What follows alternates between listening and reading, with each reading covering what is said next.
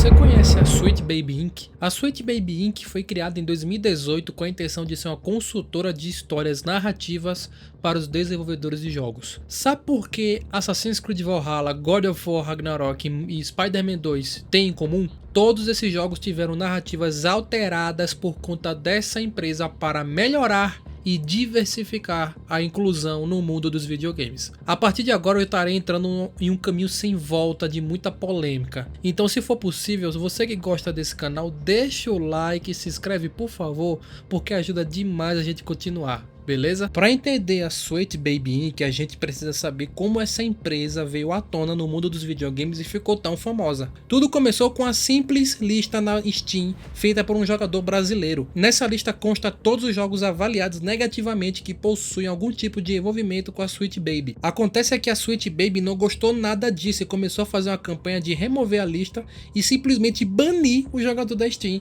por conta de fazer uma simples lista. Logicamente, pela pior maneira possível, eles acabaram tendo a sua visibilidade que eles não gostariam, porque uma decisão tão radical para algo tão simples de ser feito fez com que gerasse revolta para os jogadores e fez com que muitos jogadores seguissem essa lista da Steam que o jogador brasileiro fez. E essa empresa acabou ganhando também notoriedade não só por essa polêmica, mas também pelos jogos que ela participou, sendo os principais destaques que a gente pode dizer aqui foi o que eu disse lá no começo: o Assassin's Creed Valhalla, o God of War Ragnarok e o Marvel's Spider-Man 2, além de outros jogos da Ubisoft tipo Far Cry, o próprio The Crew Motorfest agora que foi lançado recentemente e vários outros jogos grandes de grandes empresas. Tá, mas como que essa empresa funciona? Bom, ela não é fixa de uma empresa só, obviamente. Ela pode fazer parte de vários jogos de várias empresas diferentes, porque ela é uma consultora. Tá, mas como essa empresa ela consegue adentrar dentro dos jogos dessa forma? Por meio de negociação. Basicamente, os jogos hoje em dia tá sendo muito mais caro produzido do que antigamente. Tem jogos que custam de 300 a 600 milhões de dólares ou até mais.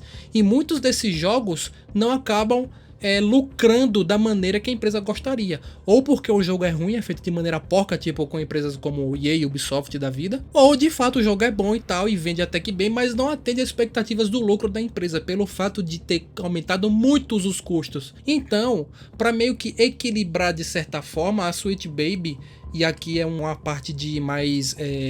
não é a parte oficial que eu tô falando, mas é uma suposição, a Sweet Baby entra lá para fazer a negociação e falar: cara, se a gente deixa a gente influenciar um pouco na tua história aqui, narrativa, e aí a gente dá uns trocados aqui para meio que melhorar um pouco o gasto que você vai ter dentro desses jogos, entendeu? Então, nesse esquema da Sweet Baby começar com jogos pequenos, aos poucos ela foi crescendo e chegando em jogos AAA aí que a gente conhece hoje em dia. A gente pode abordar polêmicas aqui dessa empresa, como por exemplo o Marvel's Spider-Man 2, que foi lançado exclusivo para PlayStation e vai chegar agora no PC esse ano inclusive. E basicamente muita gente critica muito esse jogo pela forma que a história foi mudada perante o personagem Peter Parker, perante a Mary Jane, que, bom, as pessoas dizem que mudaram a feição dela para tentar agradar uma certa cultura específica que não é muito de jogar esse tipo de jogo. E bom, isso que eu não tô falando não é uma opinião, mas é um fato, tendo em vista que essa cultura específica, que segundo a própria Sweet Baby é focada na inclusão e diversidade, que dá para ver pelo site deles, é um tipo de público em que a galera não costuma jogar videogames. Um jogo que podemos citar que foi especificamente focado para essa cultura, para essa galera, foi o Dragon Age, e foi um incrível flop da EA e que causou prejuízo para a empresa. Então não sou eu que estou dizendo aqui que é uma opinião, mas é um fato. Jogos que foram focados pelo menos para essa galera tiveram prejuízos. Ah, mas jogos como The Last of Us Part 2... Gente, foi estabelecida que a Ellie era lésbica desde o primeiro jogo, que foi em 2013. Há muito tempo atrás e muito antes da Sweet Baby existir, entendeu? Então assim, coisas como essa não se aplica. Porém, voltando no Marvel Spider-Man 2, muito teve a polêmica e a galera reclama até hoje que a história foi mal feita, que foi mal contada, que ela foi alterada para agradar certas culturas. E transformarem a Mary Jane numa mulher mais ligada a essa questão. E bom, eu não joguei o jogo, eu não posso opinar sobre, mas o que a galera comenta bastante é que a Sweet Baby está envolvida em jogos em que ela quer prejudicar a história narrativa, pelo menos na visão dessa galera. Um jogo que eu posso contar aqui pra vocês, e que eu zerei até no canal e tem uma playlist completa desse jogo, se você quiser conferir, o link vai estar na descrição ou no comentário fixado, é o God of War Ragnarok. O jogo foi influenciado e comandado a história narrativa pela Sweet Baby, e muita gente reclamou do jogo pela forma de como mudou o Kratos, a sua personalidade, e lá no final do jogo também pela parte dele poupar o Thor ou algo do tipo. A seguinte questão desse jogo é que eu gostei desse jogo, gostei bastante desse jogo. E eu acho que sou uma das pouquíssimas pessoas que gostou bastante desse jogo, até pela história narrativa dele. Eu gostei bastante da forma com que fizeram o Kratos nesse jogo. Eu realmente gostei, eu não acho que foi uma forma de lacrar ou algo do tipo. Mas eu entendo também quem fala que a história desse jogo foi feita para lacrar. Eu até entendo, porque de fato teve uma mudança muito significativa na personalidade do Kratos. Eu interpreto da seguinte forma, que foi um cara que fez um monte de porcaria no passado, matou a própria família, fez aquele troço, matou o próprio pai, destruiu a Grécia, matou todos os deuses, mas que lá no final do Ragnarok, quando ele consegue criar seu filho, ele consegue botá-lo ao mundo, né, para crescer sozinho, ele consegue ter sua redenção.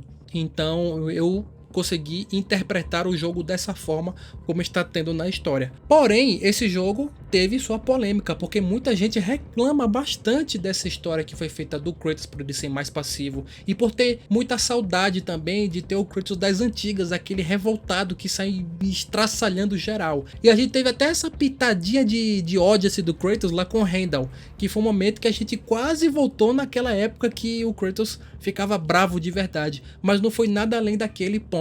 Porém, o God of War Ragnarok, a DLC Valhalla, foi totalmente diferente. A galera teve mais aceitação do público, apesar de que no final ele meio que aceita dessa vez o perdão, e a história principal do Ragnarok é a redenção e a da DLC é perdão. A DLC foi justamente focada para aquele fanbase raiz dos jogos antigos, visitando lugares de mitologias gregas, lugares do God of War 1, do God of War 2 e do God of War 3, e que no final ele entende qual foi o seu propósito e aceita o seu perdão e decide seguir em frente na vida, e aceitando fazer parte dos conselhos da Freya. Só que essa DLC em específica foi muito mais aceita pelo público, diferente da história principal. Só que aqui o ponto divergente é que a DLC não foi feita pela Sweet Baby. A Sweet Baby, aliás, ela não participou da história narrativa dessa DLC. O que as chances de ter algum indícios de realmente alterar a história narrativa para um público específico de jogos que estamos acostumados a outro tipo de público é muito grande, é extremamente grande. Na minha opinião, são duas histórias excelentes desses jogos e que para mim não atrapalhou, mas eu entendo que para muitas pessoas tenham atrapalhado, e eu entendo perfeitamente isso. No próprio site da Sweet Baby, ela diz ser uma consultora de jogos narrativos, com base em melhorar essas histórias e melhorar a qualidade delas, em prol da inclusão e da diversidade. E aí é que tá, na teoria tudo é muito bonitinho, né, de fato, tendo essa diversidade de chegar para galeras mais amplas e tal, mas que conhecem e vivem os videogames. Mas será que essa empresa justamente está fazendo isso, ou ela está tentando realmente agradar uma certa galerinha específica dessa cultura que muitos dizem que é uma cultura woke, digamos assim? Bom, eu vou deixar para você responder isso aqui nos comentários, porque eu quero debater muito com vocês, porque é um assunto polêmico. E antes que digam assim que eu fiquei um pouco em cima do muro, eu vou dar aqui minha opinião. Eu concordo mais com a galera que achou essa empresa mais da cultura, digamos assim, privilegiando o woke. Eu vou dizer aqui o que eu acho. Mas eu sou aberto a discutir ambas as opiniões, eu não tô aqui para tretar com ninguém, diferente daquele Twitter que acontece lá, onde a galera não pode dar uma opinião e o povo já quer matar em cima. Aqui é um canal onde todos podem se comunicar, então a minha opinião é que eu tô um pouco do lado dessa galera, que de fato tem alguns jogos que elas estão usando para impor sua cultura woke em prática, porém também sou do lado que consigo ver mudanças significativas e importantes, como foi no God of War Ragnarok, que foi importante, eu gostei, foi uma mudança necessária, eu acho, pro personagem, mas assim, em nenhum momento eles esqueceram da essência também do Kratos, que é aquele Kratos com raiva, irritado e etc. Então, eu quero saber a sua opinião aqui nos comentários, porque esse vídeo vai ser polêmico, beleza? Então é isso, pessoal, espero que vocês gostaram desse vídeo. Nós temos vídeos aqui todas as sextas-feiras às 6 horas da tarde aqui na NetWars, então se você é novo por aqui e puder se inscrever, eu agradeço demais, beleza? Eu vou ficando por aqui, um grande abraço e até o próximo vídeo. Cuida!